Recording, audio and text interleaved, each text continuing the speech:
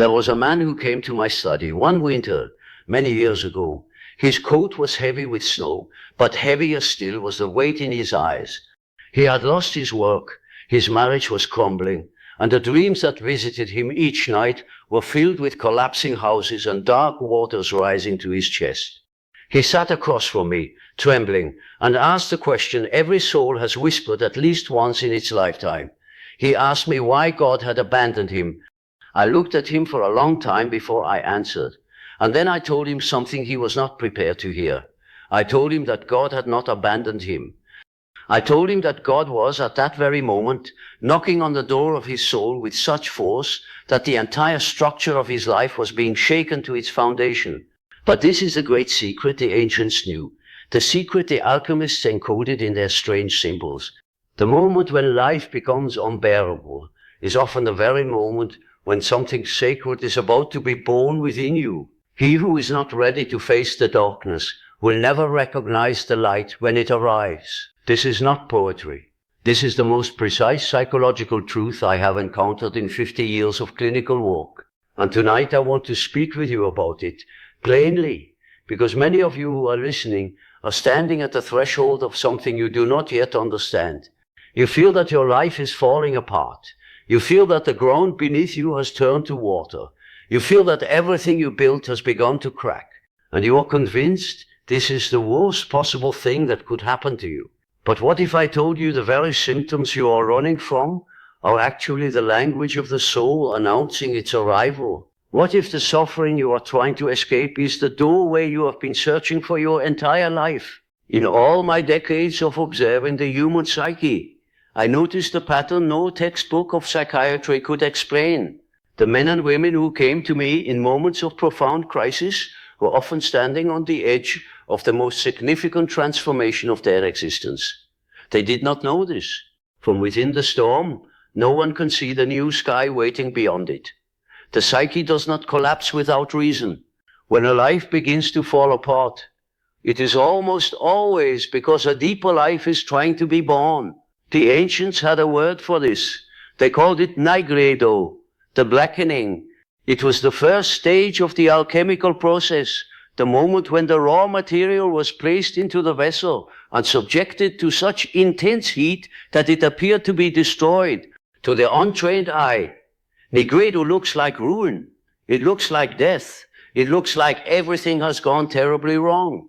But the alchemists knew the truth. They knew that without the blackening, no transformation was possible. The gold could not be revealed until the lid had been dissolved. They were not speaking only of metals. They were speaking in their veiled and symbolic language of the human soul. They were speaking of you. But the most surprising part is yet to come. What the alchemists understood, and what modern man has almost entirely forgotten, is that the experience of crisis is not punishment. It is not a sign of failure. It is, in fact, the precise opposite. It is a sign that something within you has grown too large for the container of your old life. The identity you crafted to please your parents, the persona you wore to fit into society, the ambitions you pursued because you were told they would make you happy. All of these are now too small for the soul that has been quietly growing within you. And so the soul, in its wisdom, begins to break them open. It does not ask your permission. It simply begins the work of dissolution, because it knows you cannot become who you are meant to be while still wearing the costume of who you once were. Consider the myth of Jonah. He was called to a great task, but he refused. He boarded a ship to flee from the voice that was calling him. And what happened? A storm rose. He was thrown into the dark waters and swallowed by a great fish, descending into the belly of the deep, into the very heart of the unconscious itself. It was only there, in that place of utter darkness, that he finally heard what he had been refusing to hear. The storm was not his enemy. It was the universe insisting that he could no longer continue in the wrong direction. The fish was not his punishment.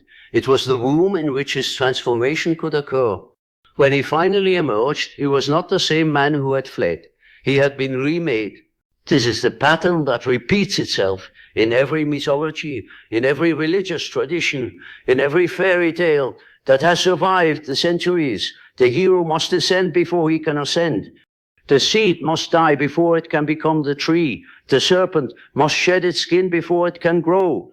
The human soul must pass through its own nigredo before it can reach the gold hidden within it from the beginning. What mythology has been trying to tell us for centuries is not a fanciful story.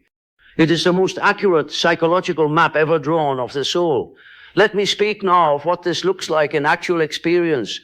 The first sign that the soul is preparing to open a great door is often a profound disenchantment with the life you have been living. Things that used to satisfy you no longer do. Achievements that once seemed meaningful now feel hollow. The career you worked so hard to build begins to feel like a prison. The relationships you cultivated begin to feel like performances. You wake in the morning with a vague sense of unease, a feeling that something is wrong, but you cannot name it. You try harder, you walk more, you distract yourself with new pleasures, new ambitions. But nothing fills the emptiness. This, I tell you, is not depression in the medical sense. This is the soul refusing to participate in a life that has become too small for it. What Jung observed about this is deeply unsettling. The ego always interprets this disenchantment as a problem to be solved. It says, I must work harder, I must find a different partner, I must take a vacation, I must take a pill. The ego cannot conceive that the disenchantment itself is the message. It cannot accept that life is not failing you, but calling you. The very thing you are trying to fix is the door that is opening. The more you resist it, the more violently it will demand your attention. The second sign is the collapse of external structures. Suddenly, without warning, things begin to fall apart in your outer life. You lose your job, a relationship ends, a friendship dissolves, your health falters. The plans you had laid out so carefully begin to crumble. From the perspective of the ego, this is catastrophe. From the perspective of the soul, this is liberation. Because the soul knows what the ego does not. It knows you would never have left those structures voluntarily. You were too comfortable. You were too afraid. You had invested too much in the illusion of stability. And so the soul, in its mercy, did for you what you could not do for yourself. It removed the prison. I once had a patient, a woman of 40, who had built what she considered a perfect life, a beautiful home, a successful husband, children excelling in school, a circle of admiring friends. Then, within a single year, everything fell apart. Her husband left her, her business failed, her closest friend betrayed her. She came to me convinced she had been cursed. I listened to her for many sessions, and then one day I asked her a simple question. I asked her when, in all those years of building her perfect life, she at last felt truly alive. She wept for a long time. Then she admitted she could not remember. The life she had constructed had been so perfect there was no room in it for her actual soul. Everything had been built to impress others, to fulfill expectations, to maintain an image. And now, with everything gone, she stood for the first time face to face with the question of who she actually was beneath all the roles. The detail most people overlook hides precisely here. We assume the goal of life is to build a stable structure and then defend it forever. But this is not the goal of the soul. The soul is not interested in stability. The soul is interested in becoming. Becoming requires the periodic dissolution of every structure you have outgrown. If you understand this, you will stop fearing the collapses. You will begin to see them as the necessary winters of the soul. The storm is not breaking your life. The storm is breaking the shell that surrounds your life, so something larger can emerge. The third sign is often the most frightening of all. It is the appearance of intense and disturbing dreams. You begin to dream of dark figures, of underground caves, of houses falling, of being chased by faceless pursuers. You wake at 3 a.m, drenched in sweat, certain that something is deeply wrong with you. But what is happening, in fact, is that the unconscious has begun to communicate with you. The shadow, that part of yourself you have spent your entire life rejecting and denying, is now demanding to be acknowledged. The figures in your dreams are not your enemies, they are messengers. They are bringing you the parts of yourself you have exiled because you can no longer afford to live without them. Here begins the darkest game of the unconscious. The shadow does not appear gently. It is not knocked politely. It comes when it can no longer be ignored. And it brings with it everything you have refused to look at. The anger you have suppressed for decades, the desires you have called shameful, the wounds you have buried under layers of performance, the truth you have been afraid to speak. All of it now rises to the surface, demanding integration, and you have a choice. You can continue to push it down and you will become ill, because the energy required to maintain that suppression will exhaust you, or you can turn toward it. You can begin the slow and difficult work of integration. This work is the work of becoming whole. The fourth sign is a kind of synchronicity that begins to occur in your outer life. You will think of someone, and they will call. You will encounter a book that seems to answer the exact question you were silently asking. You will meet a stranger who says something that changes the trajectory of your life. These coincidences are not coincidences at all. They are signs you have entered into a different relationship with reality. The boundary between your inner world and the outer world has become more permeable. The psyche, when it begins its great transformation, draws meaningful events toward itself like a magnet draws iron filings. The ancients called it providence. They called it grace.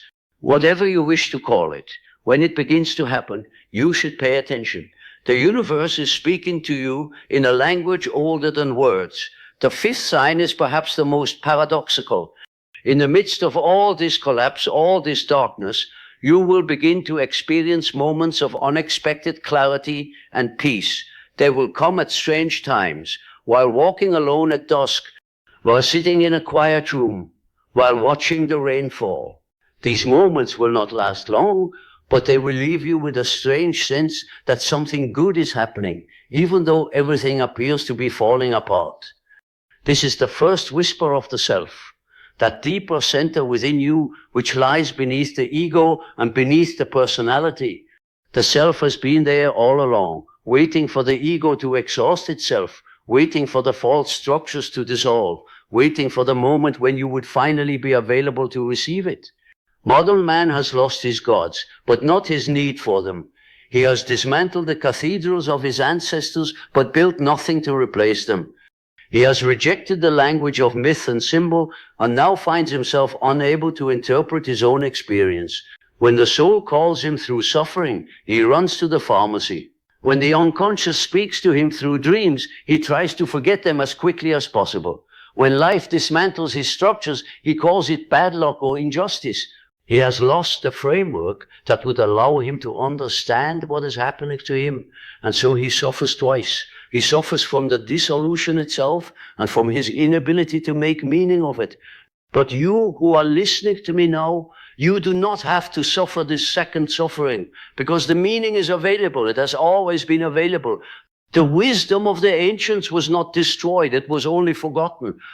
When you understand that your crisis is sacred, that your suffering is the soul's labor, that the collapse of your old life is the birth of your new one, you cease to be a victim of your experience. You become a participant in your own transformation. The real turning point begins right here. It begins the moment you stop asking why this is happening to you and begin asking what this is asking of you.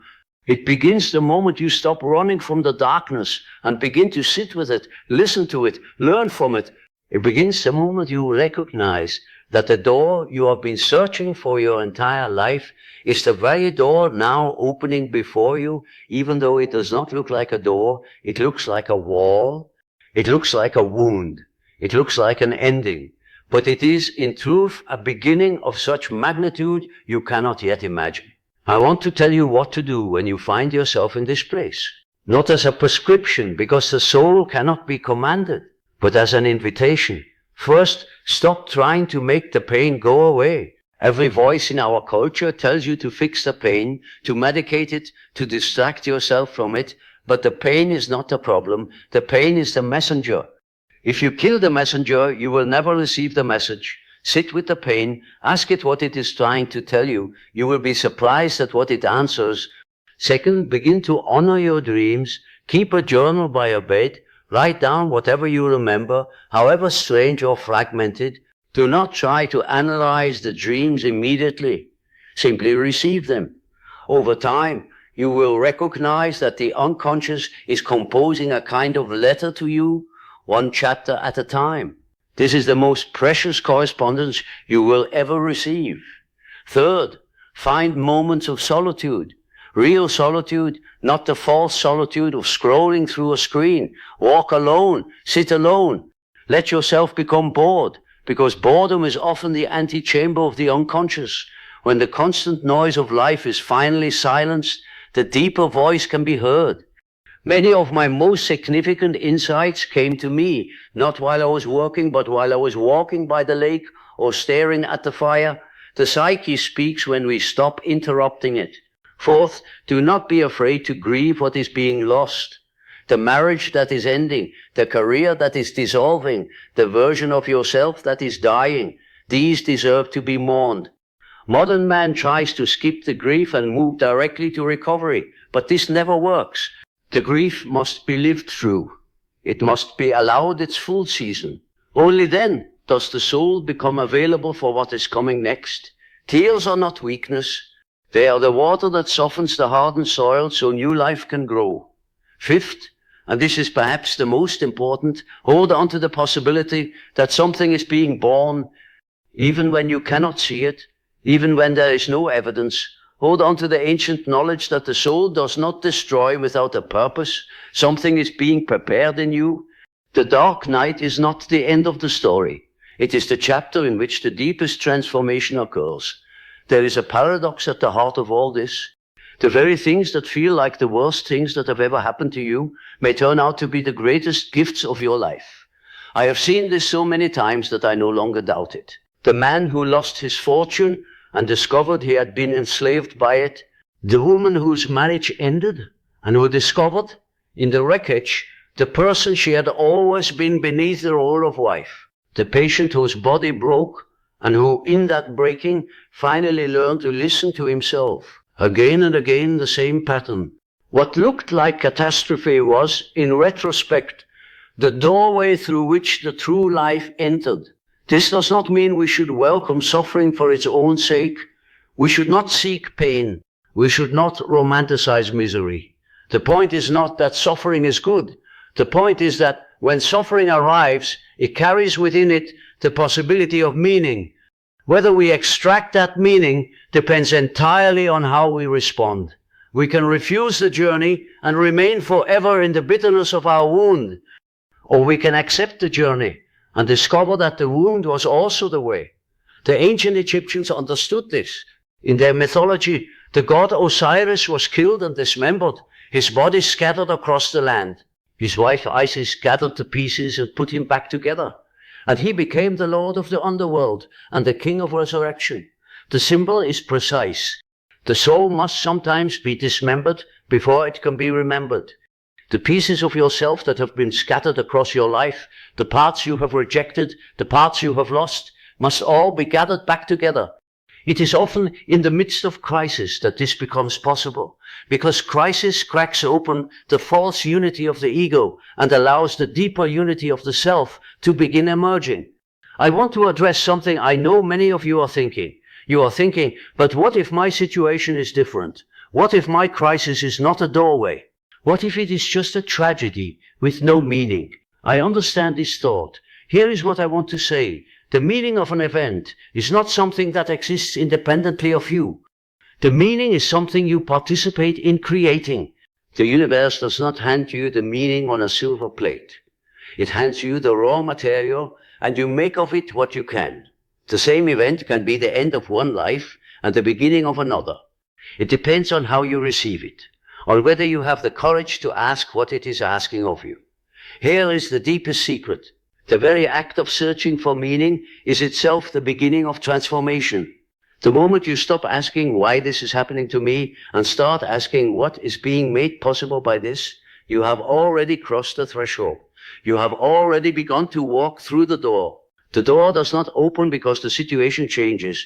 The door opens because you change. The outer circumstances may remain painful for a long time, but within you, something has shifted.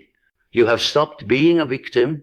You have become a participant in your own becoming. After the blackening, after the whitening, after the long descent, and the slow purification, there comes a moment the alchemist called the rubedo, the reddening. The gold is finally revealed.